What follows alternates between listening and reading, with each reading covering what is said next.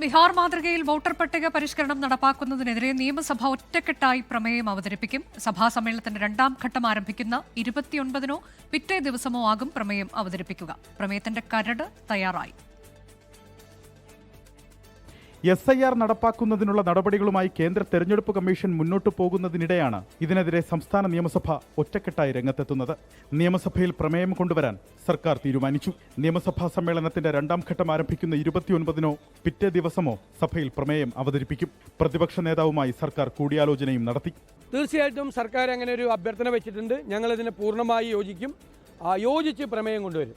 കാരണം ഇത് ഇന്ത്യ മുന്നണി ബീഹാറിലും രാഹുൽ ഗാന്ധിയുടെ നേതൃത്വത്തിൽ ഇന്ത്യ മുന്നണിയുടെ നേതൃത്വത്തിൽ SIR-നെതിരായിട്ട് രാജ്യവ്യാപകമായ പ്രക്ഷോഭം നടക്കുമ്പോൾ ഞങ്ങളും അതിൽ പങ്കുചേരും. കേരളത്തിൽ തദ്ദേശ നിയമസഭാ തെരഞ്ഞെടുപ്പ് അടുത്തിരിക്കെ 2002-ലെ പട്ടിക ആധാരമാക്കി വോട്ടർ പട്ടിക പരിഷ്കരിക്കുന്നത് ഇരു കൂട്ടരും ഒരുപോലെ എതിർക്കുകയാണ്.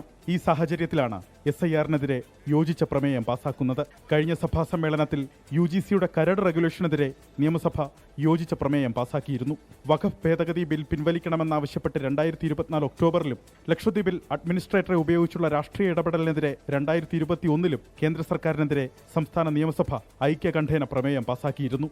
24 തിരുവനന്തപുരം. ലോകത്തെവിടെയായാലും ഏത് സമയത്തും 24 വാർത്തകളും ഓഗ്മെന്റഡ് റിയാലിറ്റി പാക്കേജുകളും എക്സ്പ്ലെയിനറുകളും വിശദമായി കാണാൻ ഞങ്ങളുടെ YouTube ചാനൽ നിങ്ങൾക്ക് സബ്സ്ക്രൈബ് ചെയ്യാം.